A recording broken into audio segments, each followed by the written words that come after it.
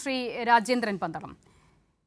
NSSും SNDPയും ഒക്കെ രമേശ് ചെന്നിത്തലയ്ക്ക് കൈ കൊടുക്കുന്നു എന്ന് പറയുമ്പോൾ അത് ചെന്നിത്തലയോടുള്ള പ്രിയമാണോ, അതോ 1.5 വർഷത്തിനപ്പുറം ഒരു നിയമസഭാ തെരഞ്ഞെടുപ്പിനെ നേരിടാനിരിക്കുന്ന സംസ്ഥാനത്ത് അവിടുത്തെ കോൺഗ്രസ് ലീഡർഷിപ്പിനും കോൺഗ്രസിന്റെ ഉറച്ച വോട്ട് ബാങ്കുകൾക്കും നൽകുന്ന സതീശൻ വിരുദ്ധ മെസ്സേജാണ്?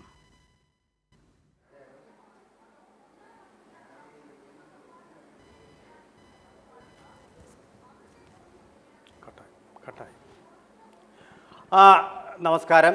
ചോദ്യം അസിത ചോദിച്ച ചോദ്യം പൂർണ്ണമായിട്ട് കേട്ടില്ല, എങ്കിലും ഞാൻ മറുപടി പറയാം.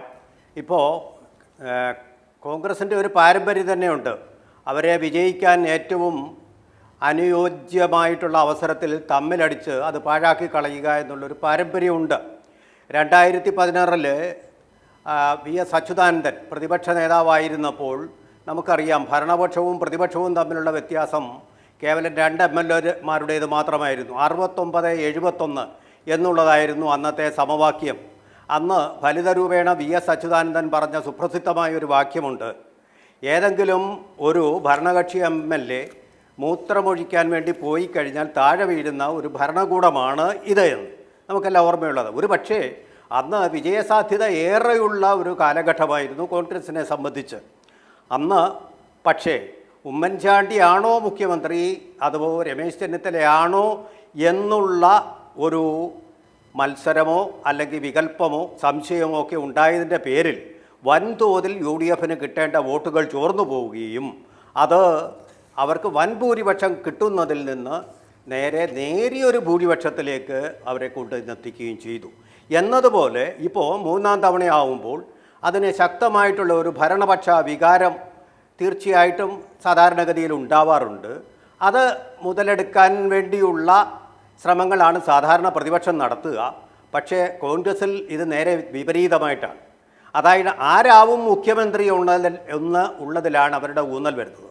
സാധാരണഗതിയിൽ ഏത് പാർട്ടി ആയാലും ജയിച്ചു കഴിഞ്ഞാൽ കേന്ദ്രത്തിൻ്റെ ദേശീയ പാർട്ടികളെ സംബന്ധിച്ചിടത്തോളം BJP ആണെങ്കിലും അങ്ങനെ തന്നെയാണ്. കേന്ദ്ര നിരീക്ഷകൻ വരിക, സംസ്ഥാനത്ത് തിരഞ്ഞെടുക്കപ്പെട്ട MLAമാരുമായി ഇരിക്കുക, അവരെ ഓരോരുത്തരെയും പ്രത്യേകമായും കണ്ടതിനു ശേഷം അവരുടെ അഭിപ്രായങ്ങൾ അനുസരിച്ചുള്ളൊരു തീരുമാനം അറിയിക്കുകയും അതനുസരിച്ച് മുഖ്യമന്ത്രി, ഉപമുഖ്യമന്ത്രി അല്ലെങ്കിൽ ഇങ്ങനെയുള്ള പദവികളിലേക്കുള്ള തീരുമാനങ്ങൾ ഉണ്ടാവുകയുമാണ് സാധാരണഗതിയിൽ അതിൻ്റെ ഒരു ഫോർമുല. അവിടെ ആ തർക്കങ്ങളോ ഒന്നും ഉണ്ടാവുന്നില്ല. അപ്പോൾ ഇപ്പോഴേ 1.5 വർഷം അപ്പുറത്ത് നിൽക്കുന്ന ഒരു തെരഞ്ഞെടുപ്പ്, അതിനു വേണ്ടിയിട്ട് ഈ ബഹളമൊക്കെ ഉണ്ടാക്കുന്നത് എന്തിനാണ്? അവിടെ പല ചേരികൾ വരുന്നു. കോൺഗ്രസിനെ സംബന്ധിച്ചിടത്തോളമാണെങ്കിൽ ഭൈമീ കാമുകന്മാർ പലരാണ്. മുഖ്യമന്ത്രിയാവാൻ കൊതിച്ചിരിക്കുന്ന പലരുമുണ്ട്.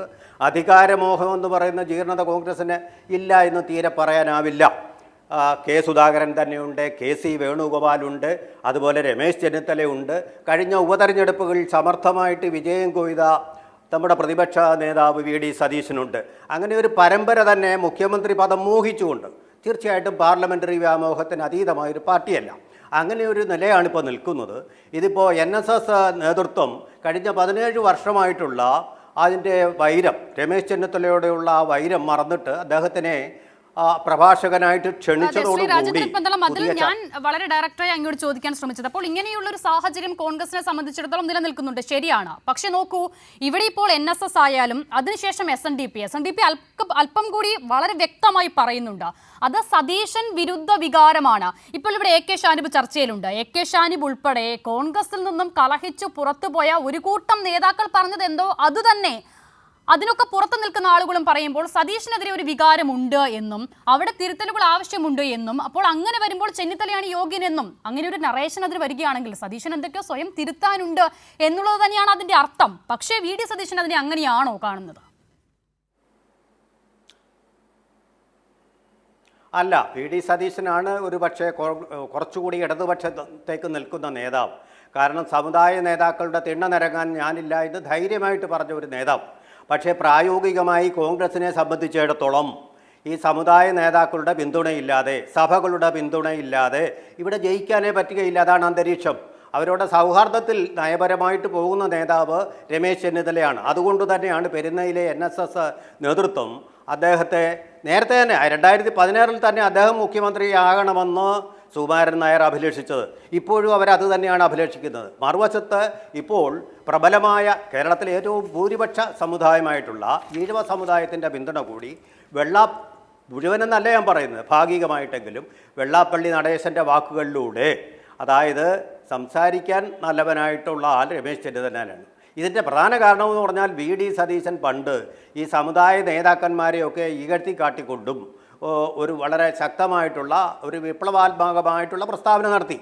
ആ പ്രസ്താവനയാണ് ഒരു പക്ഷേ വെള്ളാപ്പള്ളി നടേശനെ ചൊടിപ്പിച്ചിട്ടുള്ളത് എന്ന് മാത്രമല്ല ഉറച്ചു നിൽക്കാൻ ഒരു പൊളിറ്റിക്കൽ ലീഡർക്കാകണം. ഒരു തെരഞ്ഞെടുപ്പ് അടുത്ത ഘട്ടത്തിലേക്ക് വരുമ്പോൾ പക്ഷേ വി.ഡി. സതീശൻ ആ സമീപനത്തിൽ പോലും വെള്ളം ചേർക്കുന്നുണ്ട്. ഒരു പക്ഷേ ഈ ഒരു സാഹചര്യത്തിൽ അത് ആവർത്തിച്ചാൽ NSS, SNDP പോലുള്ള സംഘടനകൾ അവർക്കത് കൂടുതൽ പ്രകോപനപരമാകുമെന്ന് കരുതിയിട്ടുമാകാം.